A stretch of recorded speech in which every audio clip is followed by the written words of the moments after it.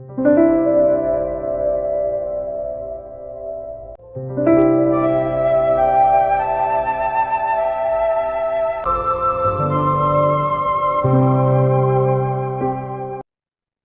मैं हूं अश्विन मिश्रा। आज दोस्तों एक ऐसी शख्सियत से आपको मिलाने जा रहा हूं जिनके आजकल ओटीटी में खूब उन्होंने गदर काटा है, तहलका मचाया, हर जगह एक ही चर्चा हो रही है। लेकिन इस चर्चा के पीछे एक लंबा संघर्ष रहा। वो संघर्ष दरभंगा से शुरू हुआ, दिल्ली वाया मुंबई पहुंचा। इसके पीछे भी कई तरीके की कहानियां आई। कभी मन में इंजीनियर बनने की कहानी आई, तो कभी कुछ रोल मिले लेकिन वो नाम नहीं मिला जिसके वो हकदार थे। लेकिन कहते हैं कि जब वक्त सबका बदलता है और सबके लाइफ में एक टर्निंग पॉइंट आता है जो आपको सब कुछ दे देता है। दुर्गेश कुमार जी के जीवन में भी कुछ ऐसा ही आया। पंचायत के बाद हाईवे उन्होंने काम किया, बहुत सारी फिल्मों में काम किया, लेकिन पंचायत ने जो उन्होंने लोगों के दिलों में जगह बनाई, जो प्यार उनको मिल रहा है फुलेरा गांव के भूषण के रूप में, उसकी जितनी तारीफ की जाए कम है। सर, आपको बहुत बहुत स्वागत है हमारे प्रोग्राम में। नमस्कार नमस्कार। धन्यवाद। सर, कैसे कैसे देख रहे हैं पंचायत के? आप तीनों सीजन सर हिट रहे हैं। अब तो आप सब कुछ बदल गया होगा, कितना जी बदला है पहले और अब में?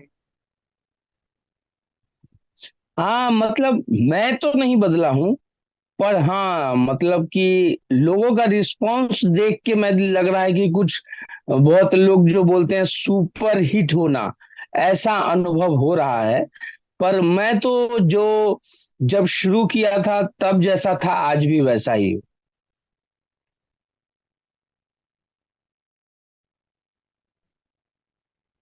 बिल्कुल सर।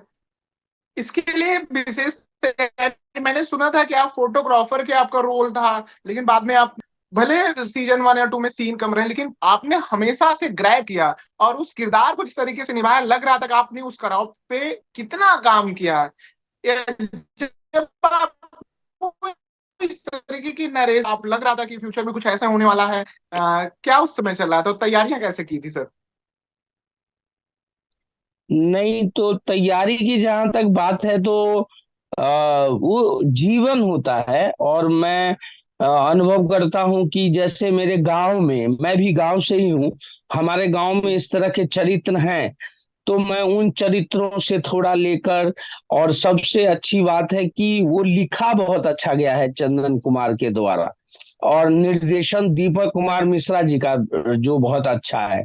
तो इन तीनों चीजों को मिलाकर हमने जो चीज लोगों तक पहुंची है वो बहुत ही एप्रिसिएटेबल है।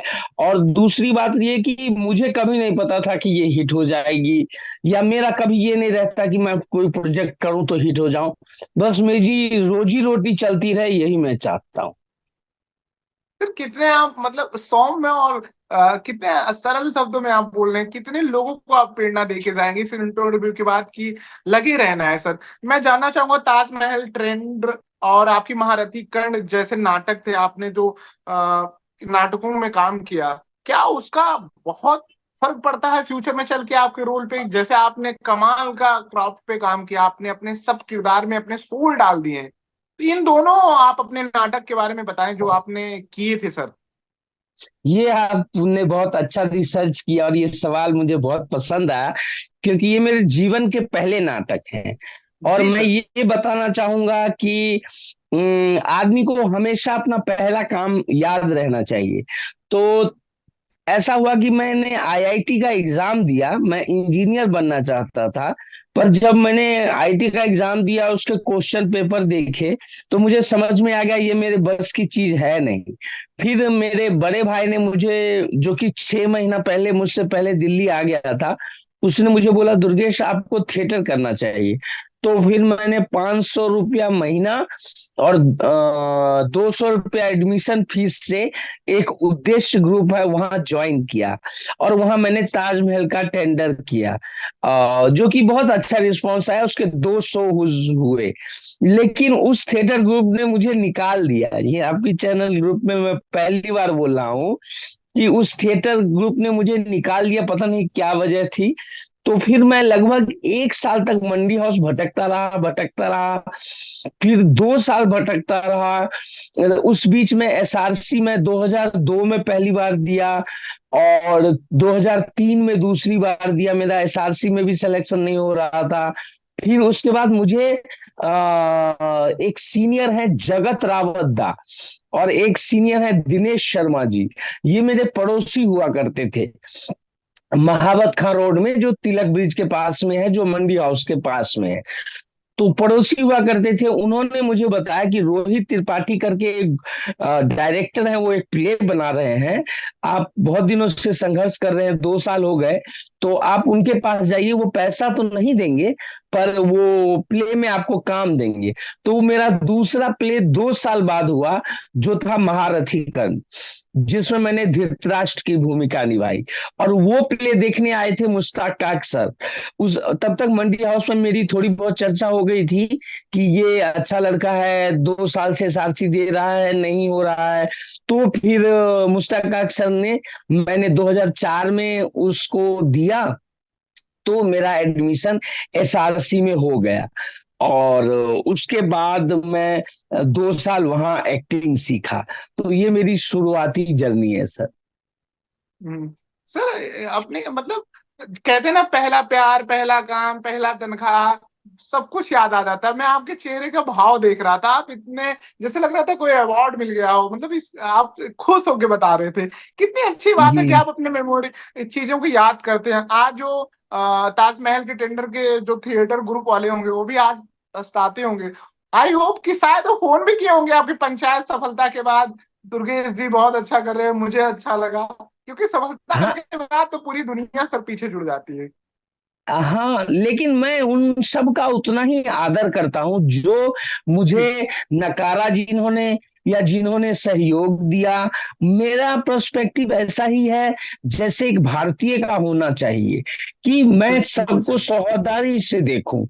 किसी ने मुझे नकारा, इसका मतलब ये नहीं कि वो उस समय की स्थिति के हिसाब से उसने मुझे नकार दिया, बस हो गया। जी सर। लेकिन जो मुझे अपने जीवन में करना है, वो तो मेरा फोकस क्लियर है ना सर। बिल्कुल सर, आप अभिनय से आने से पहले इंजीनियरिंग की तैयारी करनी की, उसके बाद आपने बीए साहित्य से बीए किया, और उसके बाद दरभंगा से मुंबई का सफर, ये सब सर कितना चैलेंजिंग रहा। कैसे आप इसको समाहित कर पाए, कैसे इसका समाधान ढूंढे और अपने आप को यहाँ तक ले आए सर? तो बात ये है कि मेरे जो बड़े भाई हैं डॉक्टर शिव शक्ति, वो केमिस्ट्री के टीचर हैं +2 स्कूल में, सरकारी स्कूल में, बिहार में, दरभंगा जिला में। एक्चुअली मेरी जो पूरी लाइफ जर्नी है अभी तक, वो सब उनके द्वारा निर्धारित की गई है। तो मैं अपने बड़े भाई, वो काफी अनुभवी हैं, ब्राइट स्टूडेंट हैं, और वो अभी वो वर्तमान समय में दरभंगा में ही नियुक्त हैं। तो उन्होंने जो जो मुझे कहा, वो मैं करता गया। उन्होंने कहा कि एसआरसी करो, थिएटर करो, तो मैंने थिएटर किया। उन्होंने कहा कि साहित्य से बीए कर लो, तो मैंने साहित्य से, हिंदी साहित्य से बीए कर लिया। फिर उन्होंने कहा कि एसआरसी करो, एसआरसी कर लिया।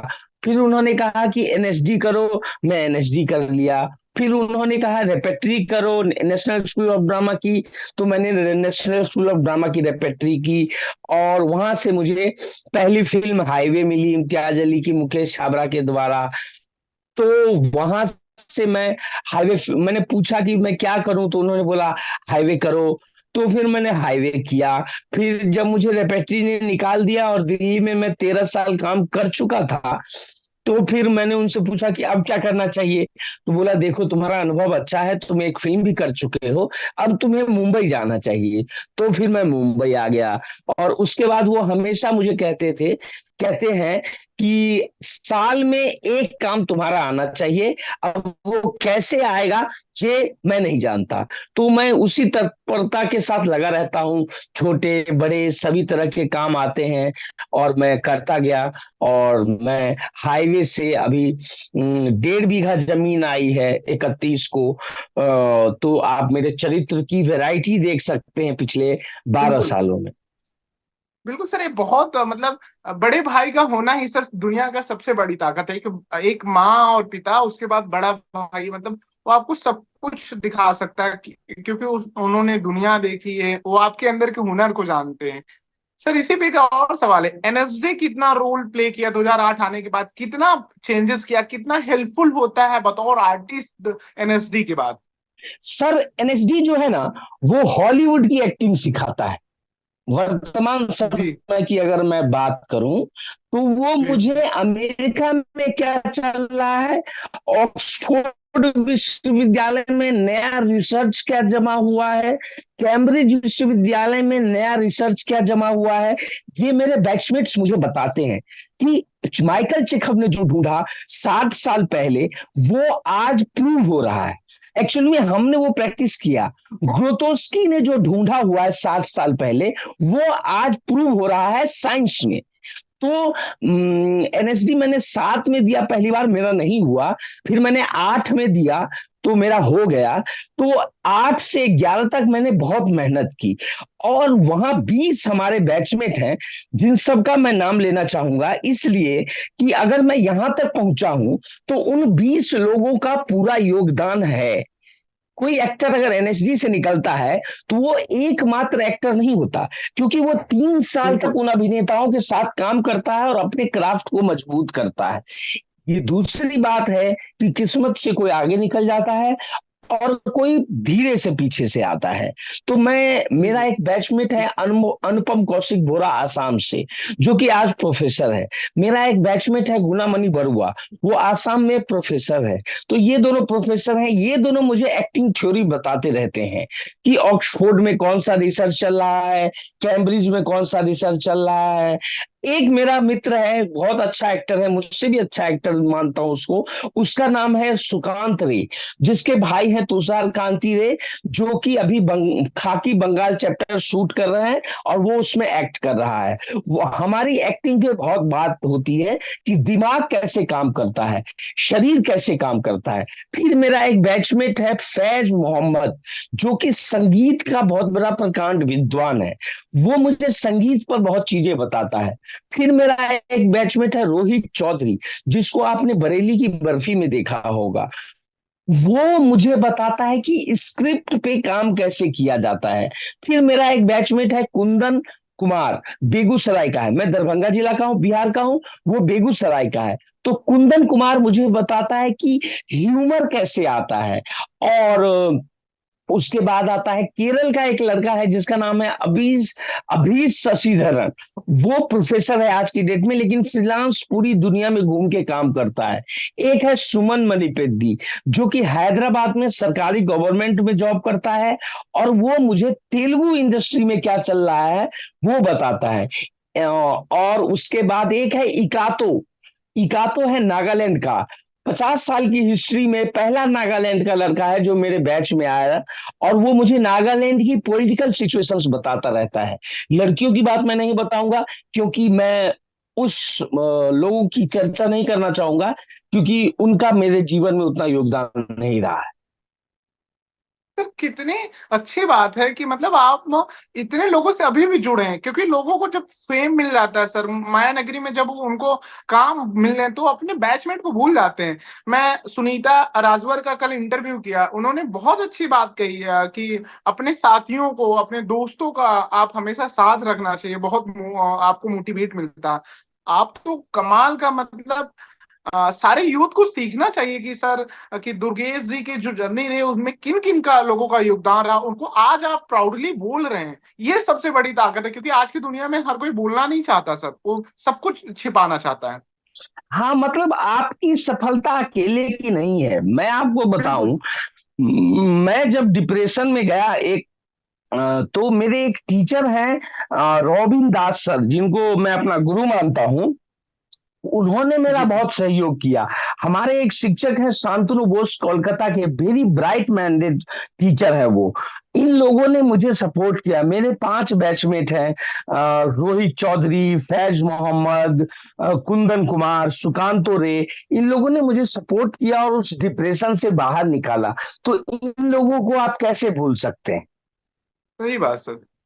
सर आपने अलग अलग लोगों से, अपने दोस्तों से बात करते हो, अलग अलग चीजें आपको बताते हैं, तो फ्यूचर में हम्म। दुर्गेश जी किन किरदार में अपने आप को देख रहे हैं या काम करने की इच्छा होगी? क्योंकि हर फील्ड का आपको सर, हर करेक्टर का चीजें आपके पास आ रही हैं, और आपसे बेहतर कौन उसको समझ पाएगा?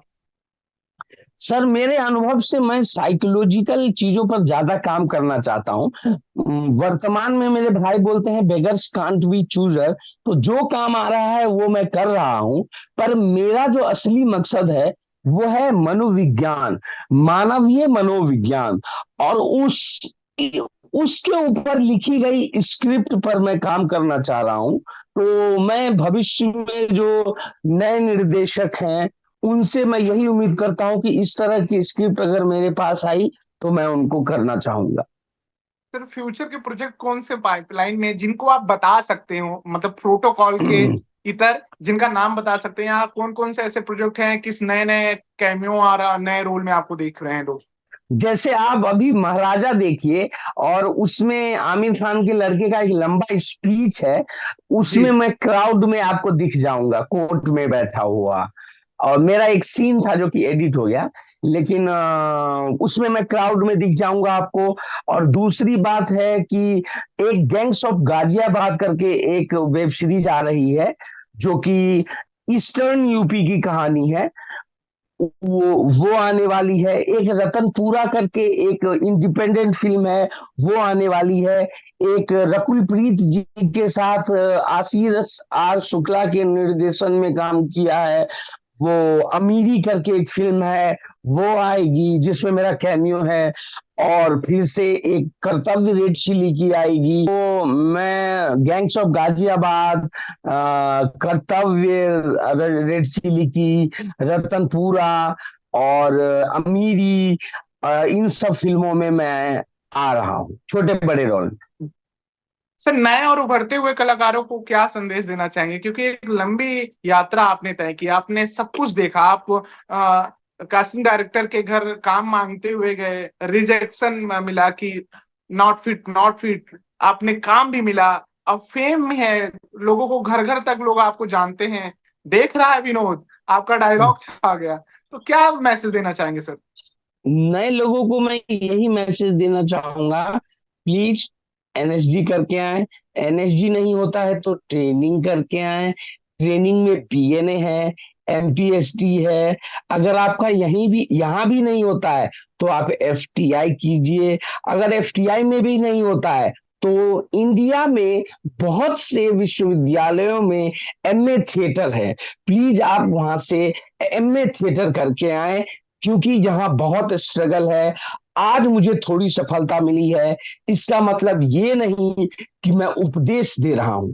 इसका मतलब ये है कि आप ट्रेंड रहेंगे तो भूखे नहीं मरेंगे। मेरा एक ही उद्देश्य है जो मैंने आपको बताया। बिल्कुल, थैंक यू सर। मेरा नाम अश्विन है। आप जैसे डायलॉग बोलते हैं कि विनोद देख रहा है, तो आपको इंटरव्यू कैसा लगा? आप, मैंने आपका इंटरव्यू किया है, आपको पंचायत के जोन में बोलना है, देख रहा है विनोद अश्विन इंटरव्यू कर रहा है, कुछ जो भी आपको चल रहा हो, आप प्लीज, रिक्वेस्ट है आपकी, कुछ हमारे दर्शकों के लिए और आप अपने चाहने वालों के लिए कुछ बताएं, फीडबैक दें अपने पंचायत के क्रॉप पे। देख रहा है विनोद, अश्विन बा कितना अच्छा इंटरव्यू ले रहा है। Thank you. Thank you sir. कोई ऐसा सवाल जो छूट गया हो सर, आप साझा करना चाहते हैं, प्लीज आप बताएं। मैं ये बोलना चाहता हूं कि मैंने अभी तक बहुत तरह के इंटरव्यू दिए और मैं इंटरव्यू से थोड़ा बचना चाहता हूं। मेरे पास जी जी। 150 इंटरव्यू लाइनअप है। लेकिन मैं ये बोलना चाहता हूं, प्लीज मेरे किसी भी इंटरव्यू को ओवर कॉन्फिडेंस ना समझा जाए या किसी जी को जी। नकारात्मक न समझा जाए। मैं दिल से बोल रहा हूं क्योंकि मैं बहुत नीचे से आया हूं। मैं मेरे इंटरव्यूज प्लीज बिगिनर्स देखें, बड़े स्टार ना देखें। Thank you so much sir, हमारे साथ टाइम स्पेंड किया, इतना अच्छा इंटरव्यू हुआ। Thank you so much. दर्शकों की तरफ से आपको ढेर सारी शुभकामनाएं कि 2024 में और 2025 में खूब सारी आपकी वेब सीरीज, बड़े बैनर तले फिल्में आए, जिसमें आपको इंटरव्यू देने का समय हो और खूब सारा काम रहे, 30 दिन तक आपके पास काम रहे। ऐसी दुआओं के नए शख्सियत से मिलेंगे, तब तक धन्यवाद। धन्यवाद। फिल्मेनिया, जिंदगी, जज्बात और सिनेमा।